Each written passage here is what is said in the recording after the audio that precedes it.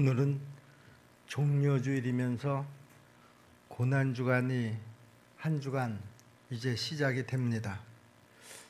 여러분들은 이번 사순절 이 기간을 어떻게 지나고 있습니까? 이제 사순절도 한 주간을 남겨두고 있습니다. 이번 한 주간이 여러분 모두에게 정말 의미 있는 그런 한 주간이 될 수 있기를 주님의 이름으로 부탁을 드립니다. 일반적으로 한 사람의 그 전기를 들여다보게 되면은요, 대부분이 그 출생에서부터 성장 과정, 그리고 그 사람이 쌓은 업적에 관한 내용이 대부분을 차지합니다. 그것에 비해서 그 사람의 그 마지막 죽음은 그 전체 내용의 10%에도 지나지를 않습니다. 여러분, 그런데요, 우리 예수님의 죽음은 그렇지 않다라고 하는 것이죠. 예수님의 생애를 기록한 사복음서를 우리가 들여다보시면은요, 예수님의 죽음에 관해서 무려 한 30% 이상이 할애되고 있는 것을 우리가 볼 수가 있습니다. 이것은 예수 그리스도의 죽음이 그 사역의 클라이막스 또는 하이라이트가 된다라고 하는 아주 중요한 증거가 되는 것입니다. 갈보리의 그리스도를 알지 못하는 사람은 하나님을 진정으로 모르는 사람이라고 저는 생각을 합니다. 사도 바울도 그랬죠. 자신의 학문에 대한, 자신의 어떤 사회적인 지위에 대한 모든 것들을 나는 다 배설물처럼 여긴다, 이렇게 선언을 하면서 내가 예수 그리스도와 그가 십자가에 달리신 것 외에는 아무것도 알기를 원하지 않는다, 이렇게 고백을 했습니다. 예수님의 순환은요, 겟세마네 동산에서부터 시작이 되었다 하더라도 그 말은 결코 지나친 말이 아닙니다. 이 말은 겟세마네가 없이는 우리 주님의 순환도, 그리고 우리 주님의 피 흘리심도 감당하지 못했을 것이다 라고 하는 말입니다. 주님은 겟세마네 동산에서 당신의 그 순환을 준비하셨고요, 또 마치셨습니다. 겟세마네는 주님께서 그 순환을 받아들이시느냐 그렇지 않느냐의 마지막 시험대이기도 했었고요, 또 예수님의 마지막 결단의 시간이었기 때문에 그렇습니다. 그러므로 예수님의 겟세마네 동산에서의 모습은 그 이전과는 전혀 다른 모습을 보여주고 있습니다. 저는 오늘 이 말씀을 중심으로 우리 모두가 다 그 십자가의 길을 걸어 보려고 합니다. 먼저 예수님께서는 감람산이라고 하는 곳을 오르셨습니다. 산 전체가 온통 감람나무로 덮여 있는 산이라고 해서 감람산이다 이렇게 불려지는 이곳은요, 그 예루살렘이 한눈에 다 내려다 보이는 그런 위치에 있습니다. 그런데 그 감람산 또 한쪽에는 그 작은 동산 하나가 있었는데요, 그 동산의 이름이 바로 겟세마네라고 그렇게 불려지고 있었습니다. 우리 주님의 그 순환은 바로 이 겟세마네에서부터 시작이 되었습니다. 여러분, 더 패션 오브 크라이스트라고 하는 영화 다 잘 기억하시죠? 이 패션 오브 크라이스트라고 하는 이 영화도요, 그 시작이 겟세마네 동산에서부터 시작되었다라고 하는 것을 여러분들이 다 기억하고 계시리라 그렇게 생각을 합니다. 이제 그 처절한 죽음이 예고가 되고 있는 그 시점에서 우리 예수님께서는 당신의 습관을 쫓아서 그 겟세마네로 가셨습니다. 그곳에서 우리 주님께서는 온 인류를 위한 당신의 죽음을 준비하시고요, 또 거기에서 시작하셨다라고 하는 것이죠. 그래서 사람들은 예수님의 이 습관을 거룩한 습관이다 이렇게 부릅니다. 이 거룩한 습관이 우리 온 인류의 소망인 죽음에서 영원한 생명을 주시는 하나님의 사랑을 이루게 하셨다, 그렇게 말하고 있습니다. 습관이라고 하면은요, 버릇처럼 반복되는 것을 우리는 습관이다, 이렇게 말합니다. 사람들은 모두가 다 이런저런 습관들을 가지고 있습니다. 어떤 사람에게는 좋은 습관이 있고 또 나쁜 습관들도 있습니다. 한국에서 그 직장인들의 필독서로 꼽히고 있는 100만 불짜리 습관이라고 하는 책이 있는데요. 이 책을 보시면은요, 사람의 성공과 실패는 95%가 바로 그 사람이 가지고 있는 그 습관에서부터 결정이 된다, 그렇게 주장하고 있습니다. 이런 말도 있지 않습니까? 바로 주님의 습관처럼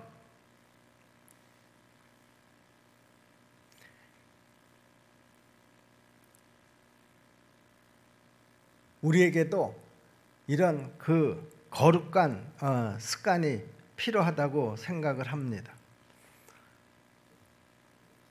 이런 말이 있지 않습니까? 생각은요, 행동을 낳고, 행동은 습관을 낳고, 습관은 인격을 낳는다 하는 말이 있습니다. 좋은 습관은 결국 그 사람에게 좋은 인격을 낳는다, 그런 말이겠죠. 우리 십정동교회 모든 성도들은 그 좋은 습관을 우리 자녀들에게 유산으로 물려주는 그런 아주 좋은 부모들이 다 될 수 있기를 주님의 이름으로 축복합니다. 이 겟세마네 동산에서의 예수님의 그 결심과 의지는요, 바로 이 주님의 습관처럼 그 동산을 오르내리시면서 기도하던 바로 이 겟세마네에서부터 시작이 되었다라고 하는 것을 우리가 주목할 필요가 있습니다. 오늘 주님이 가지셨던 이 거룩한 습관은요, 당신이 하나님의 뜻을 어기지 않고 그 뜻에 순종하면서 그 걸음을 같이 할 수 있게 된 계기가 되었던 것입니다.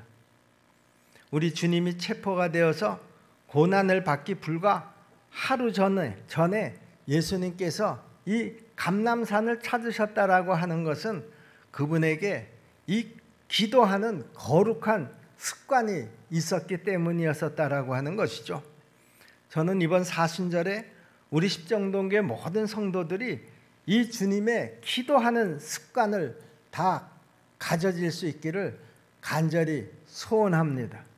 그것이 바로 우리가 십자가를 가까이 할 수 있는 유일한 길이기 때문입니다.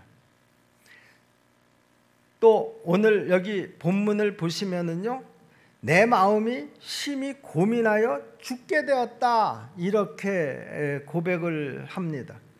이 말씀은 예수님께서 하신 말씀이라고는 도저히 믿겨지지 않을 정도로 아주 낙심된 상태에서 나온 말씀이라는 것이죠. 34절 말씀인데요, 말씀하시되 내 마음이 심히 고민하여 죽게 되었으니 너희는 여기 머물러 깨어있으라 하시고 그랬습니다. 비록 하나님의 아들이라고 하시더라도 그 당신이 육신을 입은 분이시기 때문에 보통 인간들처럼 이렇게 허물어질 수도 있다라고 하는 사실을 우리에게 잘 보여주고 있는 장면이기도 합니다. 우리 예수님은 겟세마네에서 아주 격정적으로 몸부림을 치시면서 그야말로 자제력을 상실한 사람처럼 안절부절하시면서 고민스러워 내가 이제 죽게 되었다, 이렇게 고백을 한 것입니다. 왜 그랬을까요? 마이클 카드라고 하는 사람이 이렇게 설명을 했습니다. 만약 예수님께서 그 겟세마네가 없었다고 하면 골고다도 없었을 것이다. 십자가에 달린 우리 주님의 상처에서 피와 물이 흘러내릴 수 있었던 것은 모두 그분이 겟세마네 동산에서 핏방울이 땀방울같이 흘렸기 때문에 가능했었던 일이다, 이렇게 주장을 합니다. 그리고는요, 주님께 십자가에서 육신의 죽음보다 더 고통스러웠던 것은 바로 그 의지의 죽음이었다. 그 고통은 겟세마네 동산에서 겪었기 때문에 골고다에서 그 육신의 죽음을 감내할 수가 있었던 것이다, 이렇게 말하고 있습니다. 저도 이 말에 동의를 합니다. 주님의 고통은 참 감내하기 힘든 그런 고통이었습니다. 오죽했으면은요, 그 핏방울이 땀방울처럼 흘려내렸다, 이렇게 말하고 있겠습니까?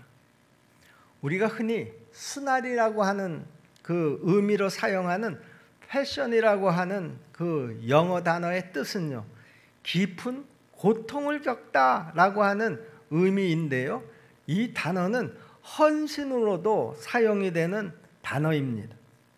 주님은 하나님께 바로 이 고난으로 헌신을 하셨습니다.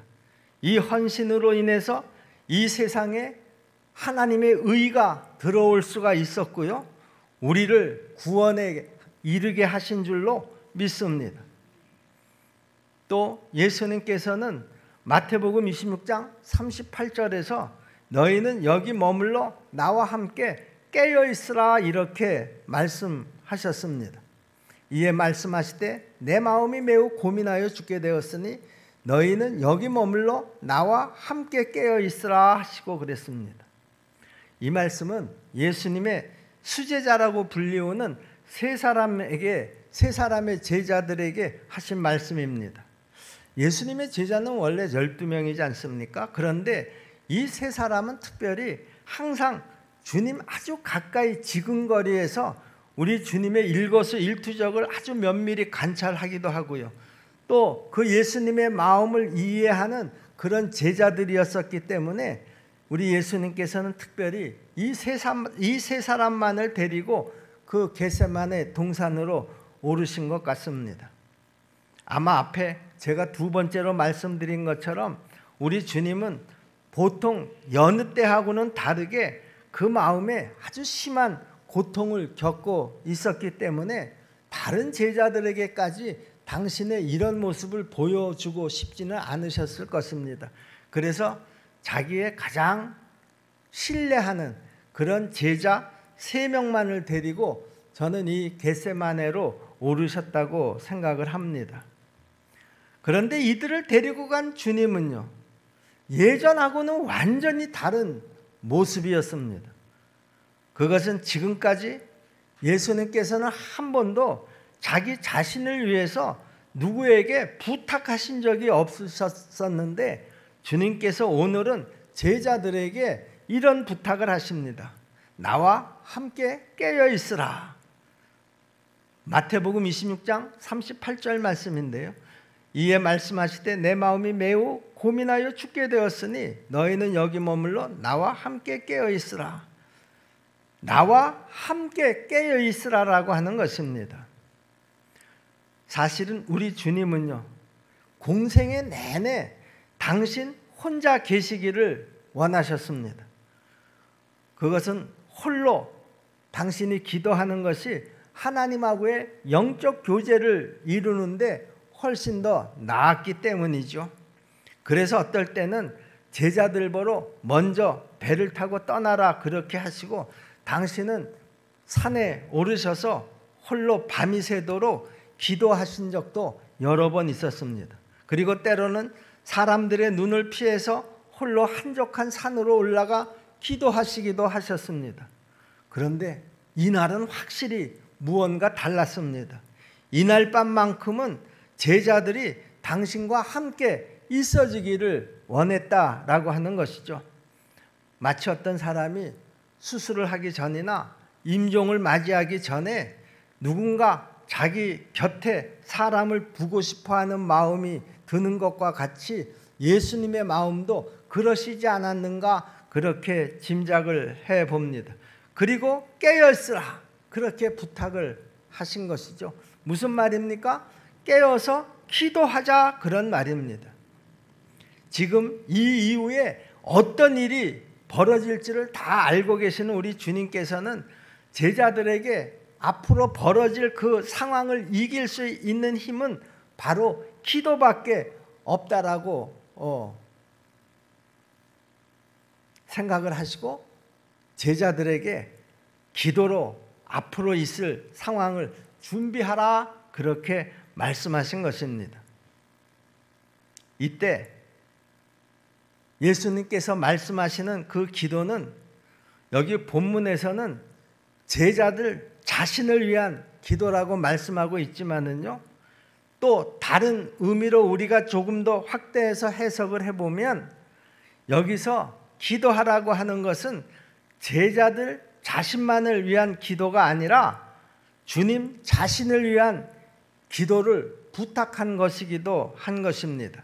내가 지금 심히 고통스럽게 죽게 되었으니 너희가 나를 좀 도와서 함께 기도해다오. 이것이 또 너희를 위한 기도이기도 하다, 그런 말입니다. 내가 지금 죽을 만큼이나 힘이 드니까 나를 위해서 기도를 좀 해달라, 그런 말이죠. 그런데 예수님의 이 부탁을 들은 제자들은요, 모두 다 잠이 들어버리고 말았다라고 합니다. 주님께서는 그 제자들과 돌을 던지면 닿을 만한 그런 가까운 거리에서 홀로 고민과 번뇌로 괴로워하시다가 제자들이 지금 어떻게 하고 있는가 하고 다가와 봤더니 제자들은 그 자리에서 다 자고 있었다라고 하는 것이죠.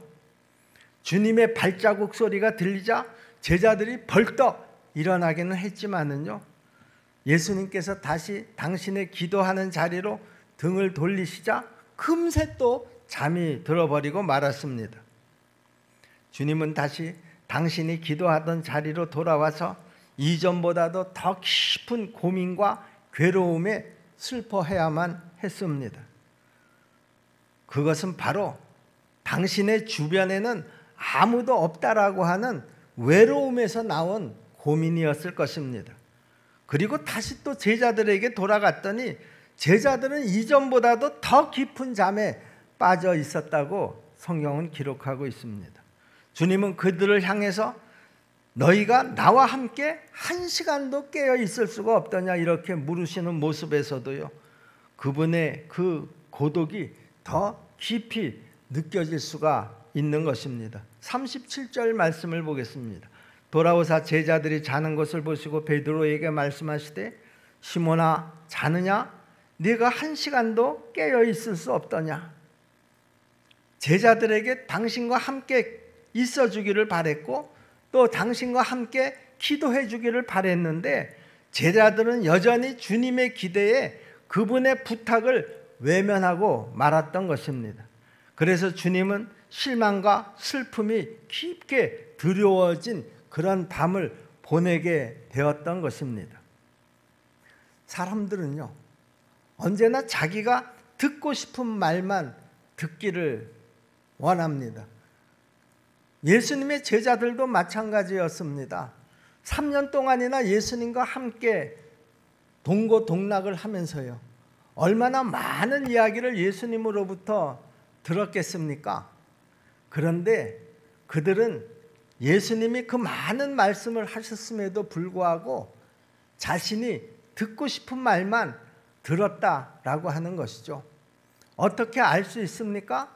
주님께서 그동안 하신 말씀하고는 전혀 다른 행동을 하고 있는 것을 보면 우리가 알 수가 있는 것이죠. 예수님께서 겟세마네에서 제자들에게 두 가지를 부탁을 하셨는데요, 그 한 가지가 무엇인가 하면 깨어서 기도하라 하는 부탁이었습니다. 또 한 가지의 부탁은 뭔가 하면 나와 함께 가자 하는 부탁이었습니다. 무슨 대단한 부탁도 아니었습니다. 내 옥합을 깨서 내 몸에다 부어라, 뭐 그런 그 부탁도 아니었었고요. 내가 가진 것을 다 나에게 드려라, 뭐 그런 부탁도 아니었습니다. 본인을 위해서도 유익한 우리 함께 깨어서 기도하자, 이런 부탁이었습니다. 그리고 3년 동안이나 당신과 동고동락을 하면서 여기까지 왔으니 앞으로도 나와 함께 가자 하는 그런 부탁이었습니다. 그런데요, 그 제자들은 예수님의 이 두 가지 부탁을 다 들어드리지 못했습니다. 결국 그 일로 인해서, 예수님의 그 부탁을 들어드리지 못한 것으로 인해서 그들이 이 시간 이후에 겪게 되는 일들을 여러분들이 다 잘 알고 계시리라고 믿습니다. 나중에 다락방에서 그들이 다시 성령 체험을 한 다음에 그 예수님의 그 부탁이 기억이 나서 그 이후로는 항상 함께 모여서 기도하고, 그리고 함께 똘똘 뭉쳐서 하나님의 뜻을 이루려고 했을 때 거기에서 놀라운 역사가 일어난 것을 우리가 다 잘 알고 있습니다. 여러분, 우리가 신앙생활을 하면서요, 종종 시험에 들었다, 또 실패했다, 뭐 그런 이야기를 할 때가 종종 있지 않습니까? 성경에도 보면은요, 실패한 사람들의 이야기가 꽤 많이 있습니다. 그런데 그 실패한 사람들의 특징을 꼽아보라고 하면은요, 하나님께서 말씀하신 대로 순종하지 않다가 결국은 실패하게 되는 것입니다. 하나님이 말씀하시는 대로 하지 않았다, 그런 말이 무슨 말입니까? 하나님께서 말씀하셨는데 그 말씀대로 하지 않고 자기 주장대로 했다라고 하는 것이죠. 자기 생각대로 했다라고 하는 것이죠. 실패한 사람의 특징은 다 똑같습니다. 여러분, 달란트의 비유에서 그 한 달란트 받은 자가 주인이 돌아왔을 때 주인에게 그 큰 책망을 받았던 이유가 뭡니까? 그 한 달란트 받은 자의 자기 주장 때문이었습니다. 다른 2명의 종들은요, 그 주인이 달란트를 맡기고 그 타국으로 가면서 부탁한 그 부탁의 말씀을 잘 듣고 그 부탁대로 순종을 해서 2배 이익을 남기고 주인으로부터 큰 칭찬을 받았다고 하지 않았습니까? 그때 그 2 종은요, 자기의 생각은 내세우지 않았습니다. 주님께서, 주인이 이야기하는 그 의도를 정확하게 판단을 하고 그 주인의 뜻대로 순종을 했던 것이죠. 한 달란트 받은 자는 자기 뜻대로 판단을 하고 받은 한 달란트를 그냥 땅에 묻어버렸다가 주인이 돌아왔을 때 그 한 달란트를 내어놓았으니 주인으로부터 책망을 받지 않았겠습니까? 성경에는 이런 이야기들이 무수하게 많이 나옵니다. 우리 신앙생활의 실패 원인이 뭐냐? 주님이 말씀하실 때는 그 말씀을 건성으로 듣고요, 그리고 그 다음에 어떤 상황이 벌어지면 내 생각대로, 내 판단대로 행동을 한다라고 하는 것이죠. 그러니 그 일이 성공할 수가 있겠느냐, 그런 말입니다. 여러분, 우리가 사순절을 시작하면서 주님께서 우리에게 부탁하셨습니다. 이 사순절 기간만이라도 우리가 깨어서 기도하자. 여러분, 그 소리를 다 들으셨으리라고 생각을 합니다. 저희가 사순절을 시작하면서 새벽 기도 때 35명으로 시작을 했어요. 근데 시간이 지나면서 점점 그 숫자가 늘어났어야지 될 터인데, 오늘 주일 새벽 그 기도에 나온 숫자를 보니까 채 20명이 되지를 않았어요. 점점 줄어갔어요. 주님께서 우리에게 분명히 부탁하셨는데, 이 사순절 기간만이라도 우리가 함께 기도하자고 분명히 부탁하셨는데, 그 부탁을 우리 교인들이 다 들으셨을 터인데 그 부탁을 자기 생각대로 듣고 판단하고 행동했다라고 하는 것이죠. 듣고 싶은 얘기만 들었다 그런 말이죠. 여러분, 지금 사순절을 한 주간 남겨두고 있는데요. 여러분들은 지금 사순절 기간 동안에 꼭 새벽 기도 말씀이 아니더라도 주일 말씀도 들었을 것이고 수요일 말씀도 들었을 것이고 철학기도의 말씀도 들었을 것이고, 여러분 그 말씀 들은 말씀들이 많을 줄로 압니다. 그런데 그 말씀과 함께 이 사순절 기간을 지내왔느냐 그런 얘기죠. 우리 예수님께서는 이 사순절 기간만이라도 나와 함께 가자 그렇게 부탁하셨습니다. 그 말이 무슨 말입니까? 나에게 들은 그 말씀대로 이 사순절 기간을 같이 살자. 분명히 그 말씀이었을 터인데, 여러분들은 이 말씀을 듣고 가정으로 돌아가서 세상으로 돌아가서 들은 말씀대로 내가 실천하면서 살았느냐 그런 얘기죠. 우리 주님과 함께하는 그런 삶을 살았느냐 그런 말입니다. 여러분, 우리가 주님이 필요할 때는 내가 찾아가서 주님 곁에 있었지만은요, 정작 주님이 필요할 때는 여기 제자들처럼 다 주님 곁을 떠나버리지는 않았느냐 그런 말입니다. 주님께서는 우리가 주님과 함께 머물러 있기를 원하십니다. 그래서 우리에게 나와 함께 가자 이렇게 부탁하고 있는 것이죠.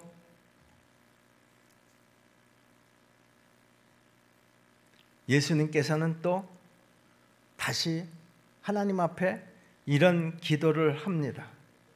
마태복음 26장 39절 말씀인데요.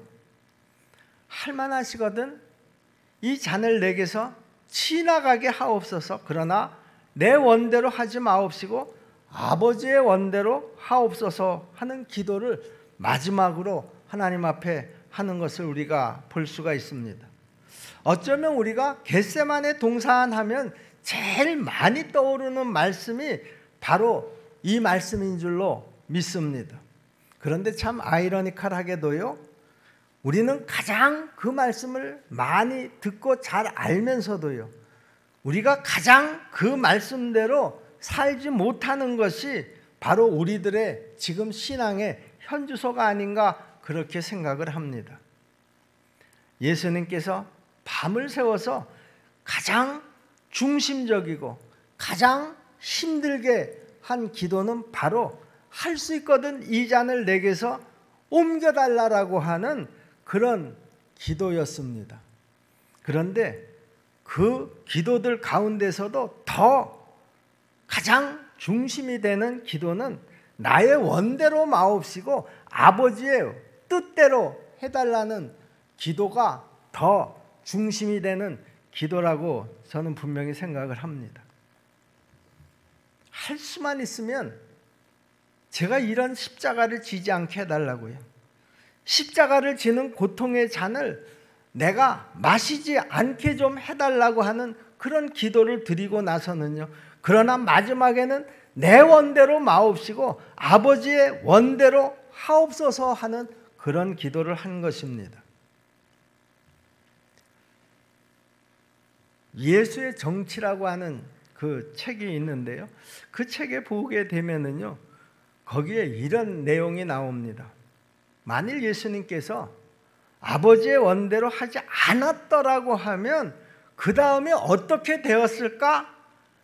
라고 하는 질문을 하면서 그 다음 이야기를 이어가고 있는데요, 그는 그 글에서 아마 예수님이 당신의 원대로 그때 했다고 하면 분명히 예수님은 십자가를 지지 않았을 것이고 그 원수들을 다 물리쳤을 것이다 이렇게 단언을 합니다. 그 근거가 뭔가 하면은요, 요한복음에 보시면은 예수님께서 베드로가 그 제사장 종의 그 말고라는 종이 있었는데 그 예수님을 잡으러 오는 그 무리들 가운데 같이 겟세마네로 왔었던 사람이었었던 것 같습니다. 순간적으로 베드로가 의협심에 칼을 빼서 그 칼을 휘둘렀는데 그 칼에 그 말고의 귀가 또 하필이면 딱 맞아서 떨어지게 된 것이죠. 그때 예수님께서 노하시면서 칼로 흥한 자는 칼로 망하게 되느니라 이렇게 말씀하시면서 이런 말씀을 또 하셨습니다. 내가 12군단이나 천사들을 동원해서 내가 이들을 다 물리칠 수 없을 것 같으냐? 얼마든지 그럴 수 있다 그런 말입니다.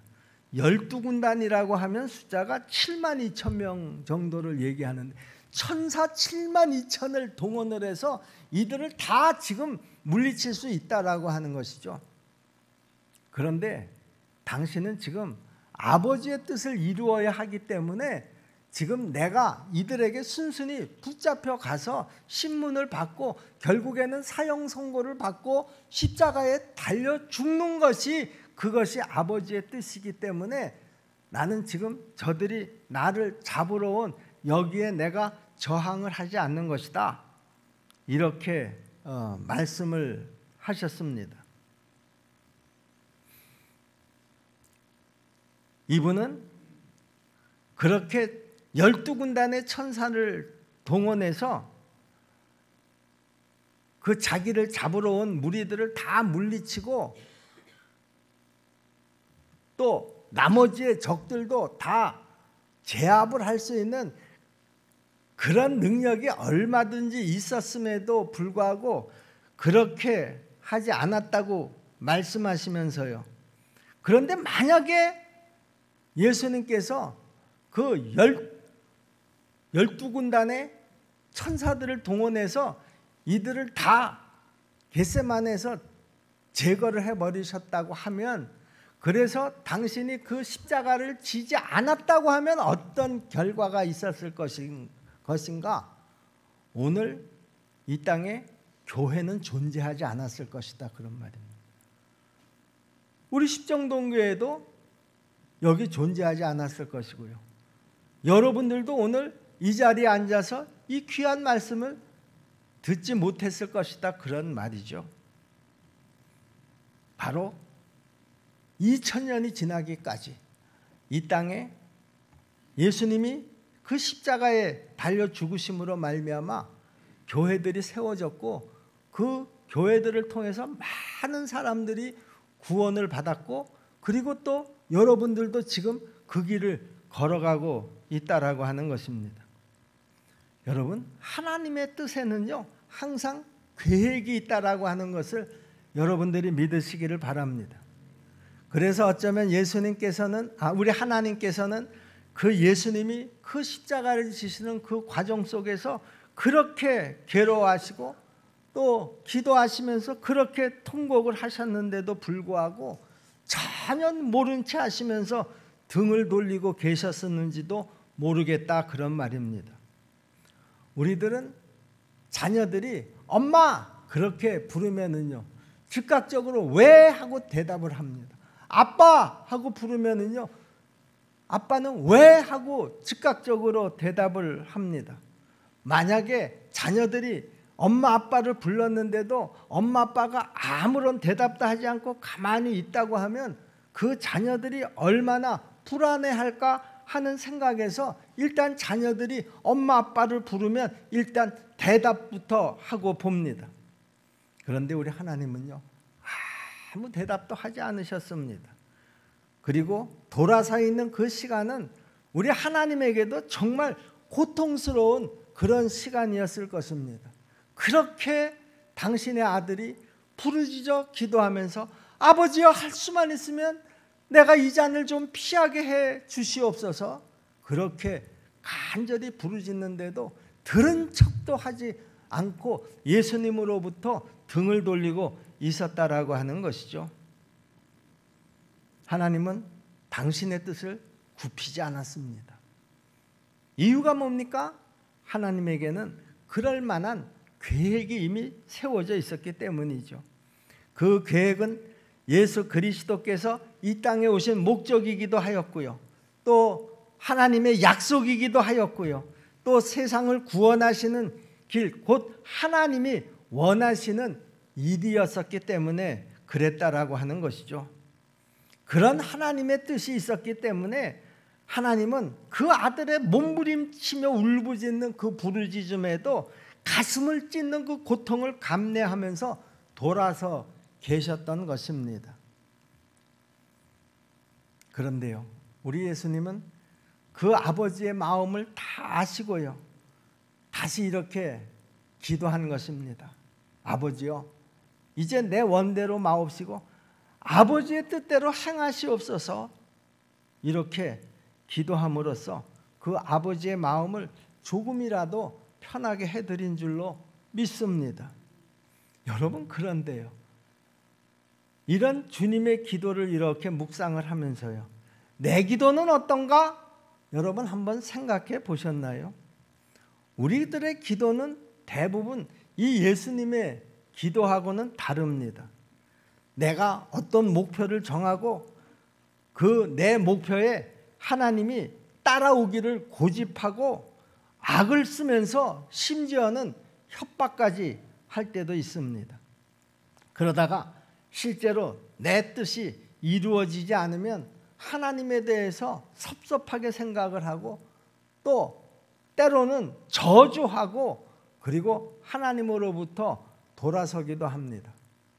저는 30년 십정동교회를 목회하면서 그런 성도들을 종종 봤어요. 그래서 결국 교회를 떠나고 하나님과 등을 돌린 그런 예전의 성도였었던 그런 사람들을 제가 기억하고 있습니다. 여러분, 우리는 이 십자가 앞에 나가기 위해서는 먼저 겟세마네 동산에서 기도하신 이 예수님의 기도의 모습을 먼저 떠올려야 합니다. 아버지여, 내 뜻대로 마옵시고 아버지의 뜻대로 하옵소서. 예수님의 이 고통은 골고다의 그 십자가의 고통보다 겟세마네의 그 고통이 더 심했다고 할 수가 있습니다. 이것은 바로 겟세마네 동산에서 그렇게 예수님이 울부짖고 괴로워하면서 탄식하셨는데요, 그런데 그 기도를 다 마치시고 예수님이 동산을 내려가시고 난 다음에는요, 아주 의연하게 그 십자가의 길을 가셨던 것을 우리가 보면 예수님의 그 고통은 십자가에 달려서 죽으시는 그 고통보다도 먼저 겟세마네에서 하나님 앞에 울부짖으면서 기도했을 때 그 고통이 훨씬 더 컸었다라고 하는 것을 우리가 짐작할 수가 있습니다. 우리 십정동교회 성도 여러분, 우리도 예수님의 그 거룩한 습관을 쫓아서 기도하고 또 우리가 주님과 함께 하면서 기도하고 주님과 그 고통에 함께 동참하면서 나의 뜻보다는 하나님의 뜻을 더 가까이 함으로 우리 모두가 십자가에 좀 더 가까이 갈 수 있기를 주님의 이름으로 축복합니다. 하나님께서 우리에게 귀한 기회를 주신 줄로 믿습니다. 사순절이라고 하는 이 기회죠. 이 기회에 여러분들이 더 깨어서 기도하기를 원하시고 또 주님과 함께하는 그 삶을 살기를 원하셔서 우리에게 이 두 가지 부탁을 하신 줄로 믿습니다. 여러분, 이 말을 그냥 흘려듣지 마시기를 바랍니다. 이 말씀을 내 편의대로 내 판단대로 그렇게 듣지 마시기를 바랍니다. 이 말씀 그대로 우리 모두가 순종할 수 있기를, 예수님의 이 부탁을 꼭 들어드릴 수 있기를 주님의 이름으로 축원합니다. 이 사순절이 정말 의미 있는 사순절이 되기 위해서는 우리 주님의 이 부탁을 꼭 들어드리는 우리 모두가 되어야 될 줄로 믿습니다. 깨어서 기도하는 것, 우리 주님과 함께 가는 것, 그거 우리 주님을 위해서가 아니에요. 사실은 바로 우리를 위해서인 줄로 믿습니다. 이 부탁을 잘 들어드릴 때 우리 주님이 잘 되는 것이 아니라 내가 잘 되는 것이다, 그런 말입니다. 주님을 위해서 주님이 우리에게 그런 부탁을 하시는 것이 아니라 바로 우리를 위해서 그런 부탁을 하시는 것이다, 그런 말입니다. 십정동계 성도 여러분, 오늘 우리에게 주신 이 말씀이 이 사순절에 우리가 정말 깊이 묵상해야지 되는 우리 하나님의 주신 말씀인 줄로 저는 분명히 믿습니다. 이 말씀이 이제 마지막 한 주간 남은 이 짧고 귀한 시간을 여러분 이 말씀을 붙잡고 이 말씀을 묵상하면서 우리 주님의 부탁을 꼭 들어드리는 그런 마지막 사순절의 한 주간이 되기를 주님의 이름으로 축원합니다. 기도하겠습니다. 은혜로우신 아버지 하나님, 당신의 사랑하는 백성들을 오늘 이 시간 당신의 말씀 앞에 세워놓고 그 말씀 하나하나를 다 설명해 주신 줄로 믿습니다. 은혜로우신 아버지 하나님, 우리에게 오늘 이 강단을 통해서 들려주신 이 말씀들을 내 편의대로 내 생각대로 판단하지 않게 도와주시옵소서. 내가 듣고 싶은 말만 골라서 듣지 않게 하시고 이 말씀을 온전히 우리가 다 듣게 도와주시옵소서. 그리고 이 말씀대로 순종하게 도와주시옵소서. 행함이 없는 믿음은 죽은 믿음이라고 하셨습니다.